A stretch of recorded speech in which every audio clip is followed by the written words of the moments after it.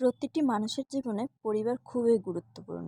একজন ব্যক্তি পরিবার থেকে স্বীকৃতি পায় এবং পরিবার থেকেই সবকিছু শিখতে পারে।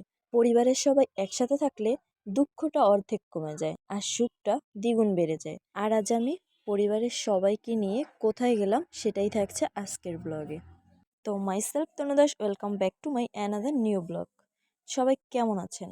আশা করছি সবাই বেশ ভালোই আছেন।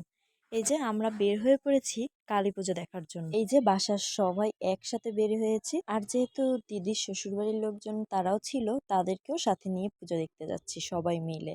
বেশ আনন্দই লাগছিল। বের হয়ে ফার্স্টেই আমরা চলে গেলাম লোকনাথ বাবার মন্দিরে কালী পুজো দেখার জন্য। এখানে ডেকোরেশনটা আমার কাছে বেশ ভালো লেগেছে। দুর্গাপুজোর থেকেও মনে হয়েছে এটা অনেক বেশি সুন্দর। শক্তির দেবী হিসেবে শ্যামা বা কালী মূর্তির আরাধনা করেন বাঙালিরা। হিন্দু শাস্ত্রে বলা হয়েছে তন্ত্রমতে যেসব দেবদেবীদের পূজা করা হয় তাদের মধ্যে কালী পুজো অন্যতম। মাকে দর্শন করছিলাম, আর এই মন্দিরের মা অনেক বেশি সুন্দর। দেন এই তো একটু ভিডিও করে নিচ্ছিলাম। সাথে ছিল মা, কাকি, দিদি আর বোন। বাকিরা সব পাশে ছিল, তাই তাদেরকে ভিডিওতে নিতে পারিনি। দেন এই তো আমরা চলে আসলাম চারণ কবি মুকুন্দ দাসের বাড়ি, মুকুন্দ দাসের কালীবাড়ি। এই মন্দিরটি বেশ বিখ্যাত। এই মন্দিরটি বরিশাল নগরীর নতুল্লাবাদ বাস স্ট্যান্ডের একটু সামনেই অবস্থিত। এটা স্থাপন করা হয় 1916 সালে। প্রথম সংস্কার করা হয় 1976 সালে, আর দ্বিতীয় সংস্কার করা হয় 2009 সালে। এই মন্দিরের পিছনে রয়েছে অনেক কাহিনী। মা বড়মাদের কাছ থেকে শুনেছি মা কালী নিজেই শাঁখারীর থেকে চেয়ে নিয়ে হাতে শঙ্খ পড়েছেন। শাঁখারী টাকা চাইলে মা বলেন তার বাবা মুকুন্দ দাসের থেকে চেয়ে নিতে। এই ঘটনা শোনার পর মুকুন্দ দাস বেশ অবাক হয়ে গিয়েছিলেন। এই মন্দিরটি বিখ্যাত বলে দেশের শত শত মানুষ দেশের বিভিন্ন প্রান্ত থেকে মন্দিরটি ভিজিট করতে আসেন। আর এই মন্দিরটি 6 একর জমি নিয়ে স্থাপিত করা। প্রতিদিনের পূজার পাশাপাশি এখানে অমাবস্যা পুজোতে পুজো করা হয় বড় করে। আর সাথে কার্তিক মাসের অমাবস্যা তিথিতে এখানে বাৎসরিক পুজো করা হয়। এর পাশেই রয়েছে সরস্বতী মন্দির আর শিব মন্দির। এটা আমি ফার্স্ট টাইম দেখলাম। এখানে বেশ বহুবার এসেছি, কিন্তু এই মন্দিরগুলো দেখা হয়নি, এবার ফার্স্ট টাইম দেখলাম। তো যাই হোক, এখান থেকে দেখা শেষ করে আমরা চলে গেলাম শঙ্কর মঠ। এই মন্দিরে তো বরাবরই অনেক সুন্দর করে লাইটিং করা হয়, বেশ অনেকটা জায়গা জুড়ে লাইটিং করা হয়। আর এখানে সন্ধ্যার পরপরই কনসার্ট হয়েছিল। যেহেতু আমরা অনেক রাতে বের হয়েছি, প্রায় 12টার দিকে, তাই আর কনসার্টে অংশগ্রহণ করতে পারিনি। যাই হোক, এখানে অনেক বেশি লোক ছিল, আর এখানে আসলে পুরোহিত পুজো করতে বসে পড়েছিল, পুজো হচ্ছিল। এখানে ডেকোরেশনটা বেশ ভালোই ছিল, ভালোই লাগছিল। আর মায়ের মুখটাও বেশ সুন্দর ছিল। এখানে মা পুরাতন মাই, এখানে নতুন করে বানানো হয় না। আর এই মন্দিরের অবস্থান কিন্তু বরিশাল জেলার নতুন বাজারে। এই তো এখানে পুজো দেখা কমপ্লিট। এখন এর পাশেই রয়েছে রামকৃষ্ণ মিশন মন্দির। এখানে ঢুকতেই দেখছি এখানে চারদিকটা একদম অন্ধকার। আসলে কেন অন্ধকার ছিল তা আসলে জানা নেই। এই তো ভিতরে ঢুকে দেখছি এখানেও বেশ অনেক লোক, আর এখানের মাও নতুন করেই বানানো হয়। এখানে মায়ের মুখটাও বেশ সুন্দর ছিল। আর এখানে পুরোহিত পুজো করছিল। ওই যে লোকটা দেখছেন, উনি সবাইকে তিলক পরিয়ে দিচ্ছিল। এই তো আমাদের পুজো দেখা শেষ। এখন আমরা নেক্সট পুজোর জন্য যাব। আর এই যে সবাই বের হয়ে আসছিল।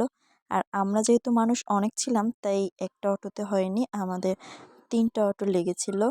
তো যাই হোক, এই তো বলতে না বলতে এই পাষাণময়ী কালীমাতার মন্দিরে চলে এসেছি। এই মন্দিরটাও বেশ অনেক সুন্দর। এখানে ডেকোরেশনটা আমার বেশ পছন্দ হয়েছিল। আর পাশেই দেখুন ছবি তোলার জন্য একটা ফটো ফ্রেম দেওয়া ছিল। এবার চলুন মাকে দর্শন করা যাক। এই যে আমার ছোট মা, কত সুন্দর দেখতে, তাই না? এই মন্দিরের এই ঠাকুরটা আমার কাছে বেশ অনেক ভালো লাগে। মাকে দর্শন করা শেষে এই যে সবাই ছবি ভিডিও করছিল। এই যে দেখুন, সবাই এখানে দাঁড়িয়েছিল। আসলে আমি কারোরই কোনো ভিডিও ক্লিপস নিতে পারিনি। সবাই একসাথে ভিডিও ক্লিপসগুলো নিতে পারিনি। কিছু ছবি তুলেছি, সেটা আমি আপনাদের সাথে শেষে শেয়ার করব। এই তো আমরা এখন চলে গেলাম জগন্নাথ মন্দিরে। এই মাকেও বেশ সুন্দর লাগছিল। মুখটা বেশ মায়াবী, অনেক সুন্দর। এখানে ঠাকুর যদিও সবসময় সুন্দর হয়ে থাকে, বাট এবার যেন একটু বেশি অন্যরকম লাগছিল। আমার কাছে অনেক ভালো লাগছিল। আর এই মন্দিরের ডেকোরেশনটা বেশ সুন্দর। এখানে রামায়ণ, মহাভারত সবের কিছু কিছু চিত্র এখানে ফুটিয়ে তুলেছে, যেটা বড়ই অসাধারণ একটা জিনিস। আর এর মাঝে দেখুন এরা আবার একটু পোস্ট নিচ্ছিল। আর দেখুন ওরা ভিডিও করছিল, আর পাশের লোকটাকে জাস্ট একটু ফলো করুন। খুবই হাস্যকর একটা ব্যাপার ছিল। এই তো এখন চলে আসলাম ফলপট্টি মন্দিরে। এখানের মাকেও নতুন করে তৈরি করা হয় না। আর পাশে যে দুর্গাপূজা হয়ে থাকে সেই মাকেও বিসর্জন দেওয়া হয় না, পুজোর সময় নতুন করে বানানো হয় শুধু। এখানে মায়ের আরতি চলছিল, চলুন দেখে আসি।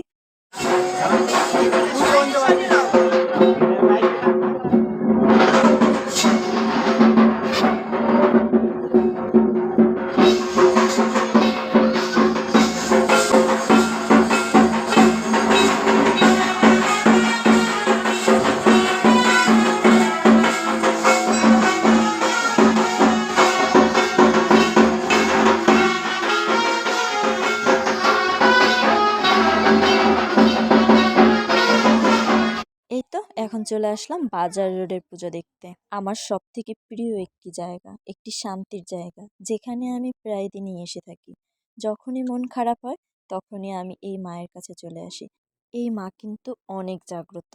আর দেখুন কতটা ভিড় এই মন্দিরে। অন্যান্য সব মন্দিরের থেকে মনে হচ্ছিল মানে সব লোকজন এখানেই চলে এসেছে, এরকম একটা ব্যাপার। প্রতি বছরই এই মন্দিরে এরকমেরই ভিড় থাকে। আর আজ যেন মাকে একটু বেশি সুন্দর লাগছিল, চোখ সরানো যাচ্ছে না।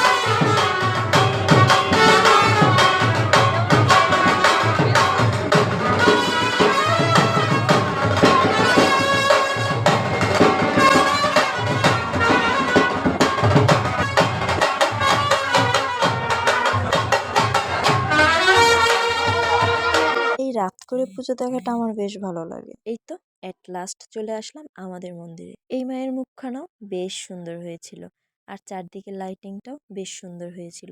এই তো পুজো দেখা কমপ্লিট আমাদের। এই যে সবাই এখন গল্প করছিল একে অপরের সাথে। যেহেতু সবার ভিডিও ক্লিপস নেওয়া হয়নি, তাই কিছু ছবি অ্যাড করে দিলাম। কেমন হয়েছে অবশ্যই জানাবেন।